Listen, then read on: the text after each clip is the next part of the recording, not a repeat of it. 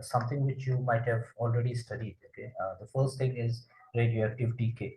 So this is a law of radioactive decay. Okay, you have certain elements which are radioactive in nature. Okay, and based on this, actually, we can talk about something which we call as the radioactive series.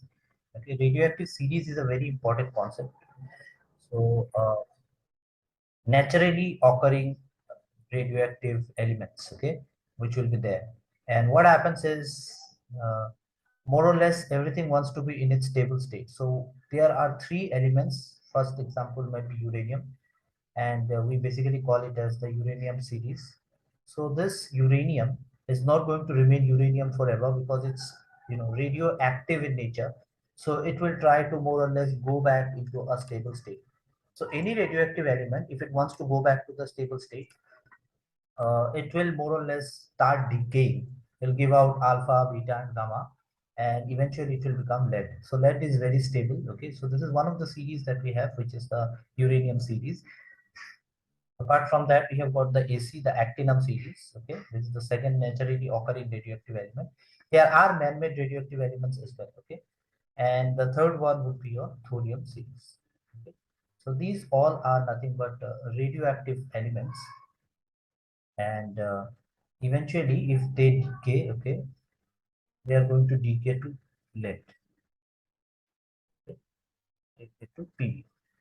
So Pb is very stable, so they will keep on giving out alpha, beta, and gamma rays, and eventually they will become lead. So lead has also got three isotopes. Okay, it can be 207, 208, or 209. Okay. So this is actually about radioactive series, highly simple. And we also know something which we call as the law of radioactive decay. And there is a very common question on this particular topic. Okay, if you all can recall, we are going to do it very fast now. It's very simple. N is equal to n naught e to the power minus of lambda. Okay. You have to basically derive this relation, maybe a 2 marks question. Okay, and for this we have to actually use the law of radioactive decay. Now it means that, if you have, let's say I have got a radioactive element n, okay, and it's going to decay in certain time, let's say t. Okay, so let's say what is the rate, rate of decay. That means how much of the element n is going to decay in time t. Okay, now this will actually depend on what was the original number of atoms that was present. N is the number of atoms. So how much atom is going to decay in time t will actually depend on what is the original number of atom which is present. Now, in differentiation, when we talk about differentiation, if the term in the numerator and the denominator are in opposite direction, what does it mean? It means that if the number of atoms will reduce with time, that means time is increasing, there will be a negative sign in its front. Okay, so this is a very basic mathematical concept, differentiation concept. Or in the other hand, if time decreases and the number of atom increases, then also there will be a negative sign. But in this case, it's quite practical that the number of atoms will reduce as the time increases. So d and dt are in opposite direction. That's why we can use a minus sign. So now what we can do is we can, replace this proportionality sign with a constant, and that is actually called the decay constant. So you can simply write it down as, let me take the minus on this side. This would be minus lambda of n. Okay. So this is obviously something which you already know. And what is my lambda? My lambda is the decay constant. Okay. So lambda is the decay constant. So once this concept is clear, we can easily, derive the relation. This relation is very simple. You should just, do your differentiation and integration at the right place. Dn, I can divide it by n, is equal to minus lambda into d. So that's for a small number of atoms, dn. For the total number of atoms, we have to integrate. So it will be dn divided by n is equal to integration minus lambda dt, right? So I think it's not difficult now. We can take this. This would be nothing but ln of n is equal to minus lambda into t. Okay. Now you are, basically we can also take the limits of integration here. Okay. Or what we can do is we can, let's say, introduce a constant, let's say, introduce a constant, let's say. Now, n naught maybe we can consider is the initial number of atoms present. So what we can do here is like this, okay? And this will be much more easy to understand here. What we can do here is let it down here at time t, n is equal to n naught. So initially, when the decay did not start, we had n naught number of atoms, okay? And what will be that time? That time t will be nothing but zero, because we are saying it's initially. So we say that t is equal to zero. So this is the initial condition, right? So we can use this initial condition. This is the initial condition. And based on that, we can actually find out this relation. So that means in place of n, I will write it down as n naught. So it will be nn of n naught is equal to t is equal to 0 initially. So this part will become 0 and this will become a. So that means my constant is nothing but ln of n naught. Okay.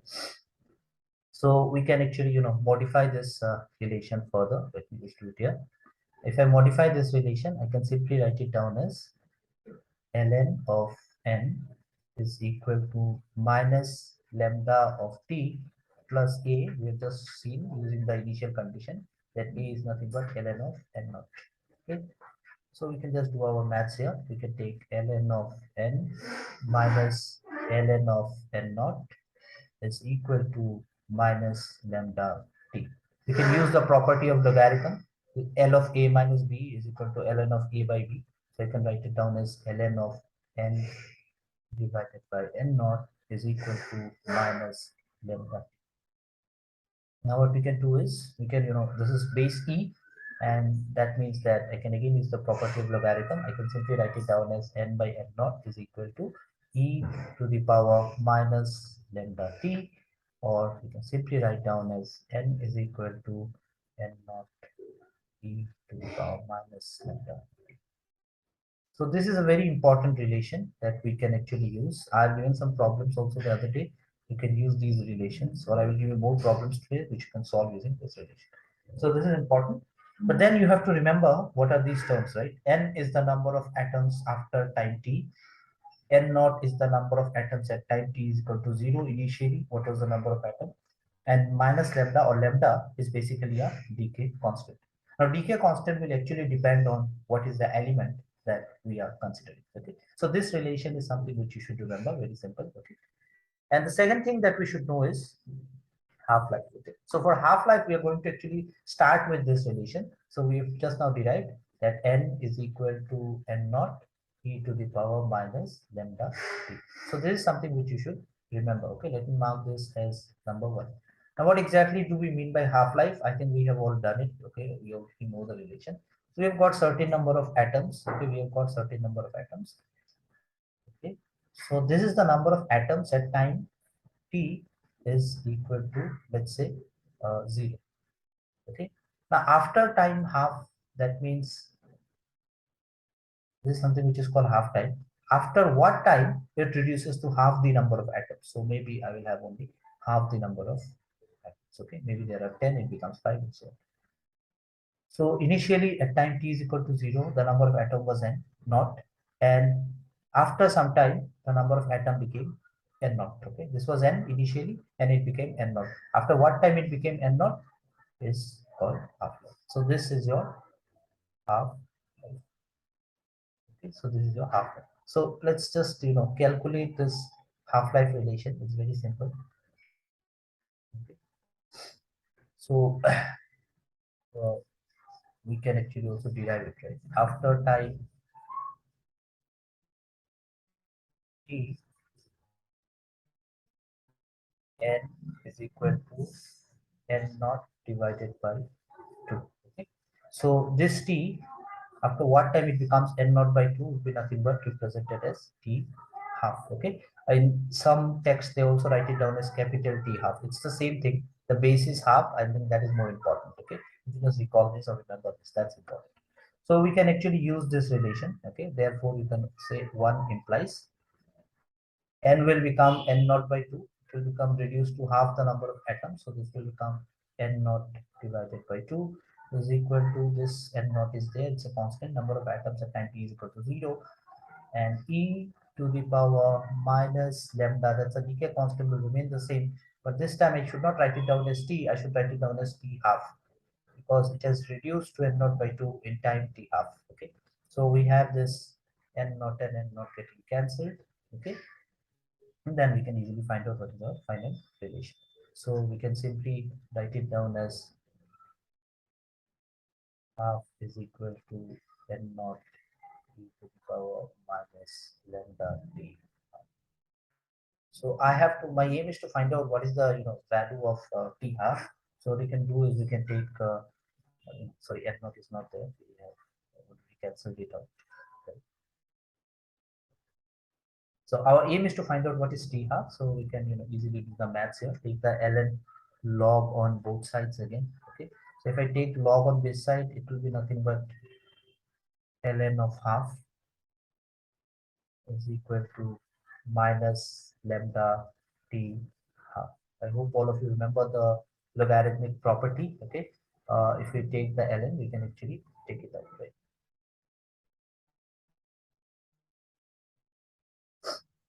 Okay.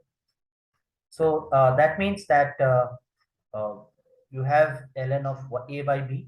So I can write it down as ln of a, that means ln of 1, minus ln of b, that means ln of 2. Again, logarithmic property, right? Divide one by the other is equal to minus lambda b half. And I know ln of 1 is 0. So 0 minus ln of 2 would be minus of ln of 2 is equal to minus lambda t half. So you can cancel out these minus signs and I can simply find out what is my half-life. So the half-life derivation would be t half is equal to ln of 2 divided by lambda. We can take this or we can write down what is the natural log value of 0 log 2, that is 0.693 divided by. So this is the second relation that you should remember, very important. Okay.